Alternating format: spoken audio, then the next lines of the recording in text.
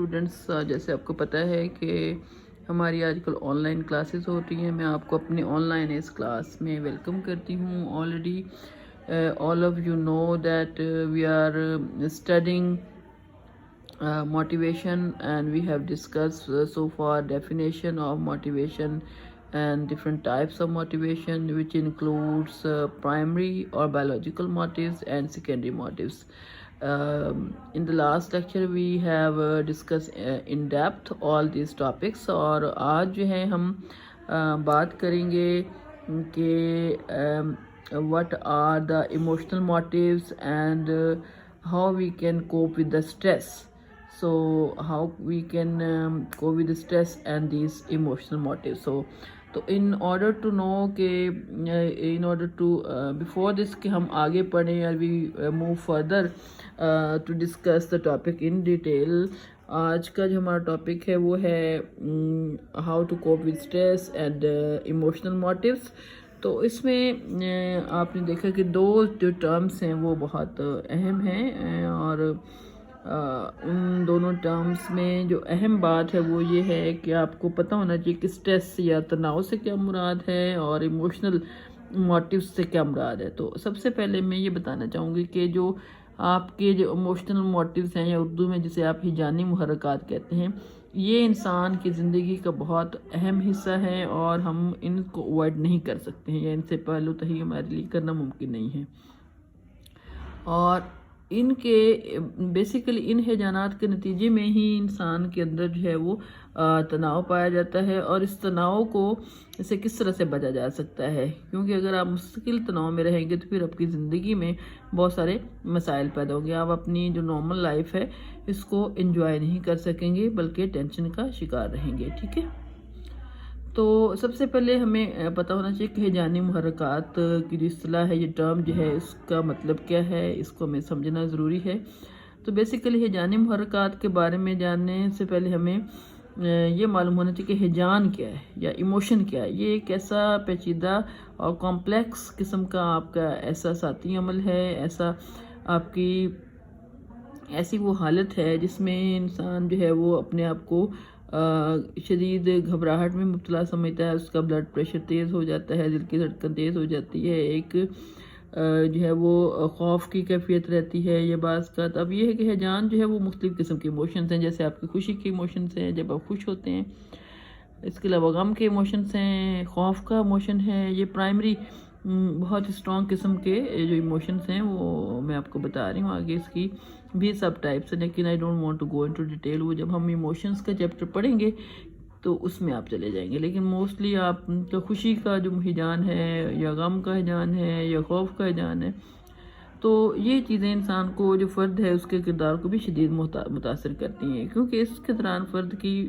جسم فزیولوجیکل جو سٹیٹ ہے، جو آپ کا جو بلڈ ہے، اس میں کیمسٹری میں چینج آتی ہے، اور آپ ایک اراؤزل کی فیلنگ محسوس کرتے ہیں.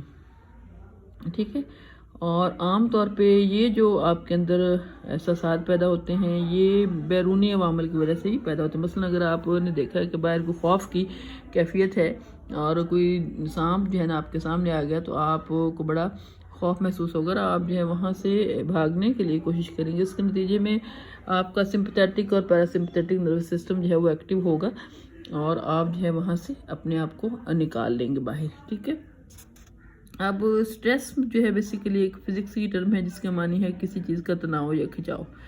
لیکن اب دیکھ لیں کہ کسی چیز پہ یا فرد کے اوپر ضرورت سے زیادہ جب کوئی پریشر ہوگا یا دباؤ ہوگا تو اس کی جو ذہنی حالت ہے اس میں غصے کی کیفیت، خوف کی کیفیت میں مبتلا ہو جائے گا. وہ انسیکیور فیل کرے گا، کوئی پلیزنٹ فیل نہیں کرے گا. ٹھیک ہے، تو یہ چیزیں انسان کے جسم کے اندر عدم توازن پیدا کرتی ہیں، کھچاؤ پیدا کرتے ہیں. اب اس کھچاؤ کو آپ نے جو ہے ناپسندیدہ قوتوں کے خلاف جو ہے جو اس کو بڑھاتی ہیں اسٹریس کو، ان کے خلاف جو ہے نا آپ نے کام کرنا ہے، اور اس کو برقرار جب تک آپ نہیں رکھیں گے نارمل اسٹیٹ آف مائنڈ، تو آپ کی ذہنی اور جسمانی توازن جو ہے وہ خراب ہوگا، اور آپ زندگی میں کوئی بھی کام سکون سے نہیں کر سکیں گے. آپ کی مینٹل اسٹیٹ یا مینٹل ہیلتھ جیسے بہت زیادہ افیکٹ ہوگی. یعنی کہ تناؤ ایک ایسی حالت جو فرد کو کھچاؤ، جاریت اور خیبت میں مبتلا کرتی ہے. ٹھیک ہے، تو ان دونوں سے آپ کو کیسے بچنا ہے اس کے حوالے سے ہم آج بات کریں گے کہ کس طرح سے اس کو کیا جا سکتا ہے. تو فرض کریں کہ ایک شخص کے لیے کوئی بہت سی چیزیں باعث تسکین ہے وہی دوسرے کے لیے ایک تناؤ کا باعث ہے. مثلا کچھ لوگ ہلا گلا پسند کرتے، کچھ لوگ جو ہیں وہ خاموشی میں رہنا پسند کرتے ہیں. تو اب یہ سوال پیدا ہوتا ہے کہ اگر تناؤ انسان کے لیے مسائل پیدا کرتا تو پھر سے بچنا بھی ضروری ہے. تو ماہرین کہتے ہیں کہ ایک حد تک جو ہے وہ ٹینشن یا دباؤ یا تناؤ ٹھیک ہے، اور right amount of anxiety is always good, لیکن جب ایکسیس آف پریشر ہو، ایکسیس آف ٹینشن ہو تو that is not good for your physical and mental health. تو ماہرین نے اس تناؤ سے بچنے کے لیے کچھ جو ٹیکنیکس ہیں وہ استعمال کی ہیں، اور اس کو ہم دیکھیں گے کہ وہ کون سی ہیں. اس میں سب سے پہلے می ہیری کہتے ہیں کہ ذاتی تحسین یا قوت کا حیا اور محرکاتی کردار جو ہے وہ تناؤ سے بچنے کے لیے اہم ترین حیثیت رکھتے ہیں. میں یہ سمجھتی ہوں کہ ذاتی طور پہ میں صحیح سمجھتی ہوں کہ اگر آپ نے اسٹریس سے بچنا تو سب سے پہلے آپ ایکسرسائز کریں، یعنی کہ آپ ایک ایکٹیویٹی میں اپنے آپ کو بیزی کریں، ایک ہیلدی ایکٹیویٹی میں. اس کے بعد آپ خود کو سیلف اپریزل کریں کہ آپ گلٹ فیلنگ سے بچیں، اور پھر یہ ہے کہ اپنے اندر جو ہے کہ ایک renewal of energy you can feel, اور اس کے بعد آپ اس کو اوور کم کر سکتے ہیں. اس کے بعد مشن بام کہتا ہے کہ وقوفی تشکیل نو سے تناؤ سے بچنے کے لیے اہم طریقہ کار، یعنی کچھ لوگ جو ہے وہ زندگی کے بارے میں جو ہے وہ بڑا نیگیٹو ان کا سوچ کا انداز ہے. اگر اس انداز کو وہ ریکنسٹرکٹ کریں، دوبارہ سے پازیٹیو سوچیں، اور اپنی ایک دقیانوسی سوچ کے بجائے جو مزید ایک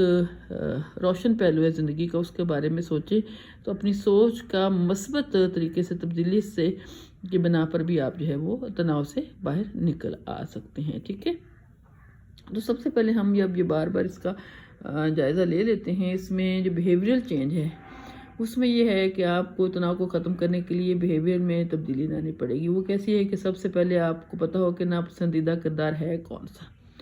پھر آپ کے اندر یہ خواہش ہونی چاہیے کہ اس ناپسندیدہ کردار کو ہم کس طرح سے تبدیل کر سکتے، یعنی کہ آپ کے اندر یہ آمادگی پائی جانی چاہیے کہ میرا اندر ایک ایسی کمی ہے یا ایک نیگیٹو سوچ ہے یا کردار ہے، تو اس سے میں نے باہر نکلا. مثلا کچھ لوگ بہت وزن کم کرنا چاہتے ہیں، فار ایگزامپل، اس کی بڑی اچھی ایگزامپل ہے، اور وہ ویٹ ریڈیوس کرنا چاہتے ہیں. انہیں پتہ ہونا چاہیے کہ ہمیں ایسی چیزیں نہیں کھانی چاہیے جو کہ اوور ویٹ کا باعث بنتی ہیں. تو پھر یہ اس کو تبدیل کرنے کی خواہش کرنی چاہیے. پھر آپ اپنے ذہن کو تیار کریں کہ ہاں واقعی یہ چیز ایسی ہے کہ اس کو چھوڑنا پڑے گا. پھر آپ پریکٹیکلی ان چیزوں سے کو کھانے سے پرہیز کریں گے اور نتائج کا تجزیہ کریں گے کہ آپ نے 1 مہینے میں یا 10 دن میں یا 1 ویک میں جو اپنا ٹارگٹ رکھا ہے اس کے مطابق آپ نے اس چیز کو اگر کم کیا ہے تو آپ بہتر فیل کر رہے ہیں. ٹھیک ہے،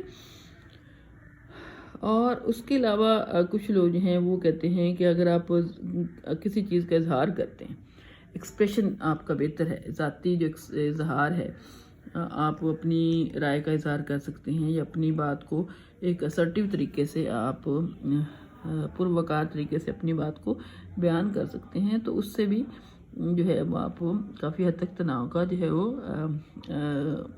مقابلہ کر سکتے ہیں. اور اس کے علاوہ یہ ہے کہ سیلف گروتھ اور نالج، بہت سی چیزیں ہم اس لیے کر دیتے ہیں کہ ہمیں ان کا اندازہ ہی نہیں ہوتا کہ اس کا حل کیا ہے. ٹھیک ہے، تو تناؤ کی کیفیت کو ختم کرنے کے لیے آرٹ کے پسندیدہ اسلوب بنائے جاتے ہیں. اس میں شخص جو ہے وہ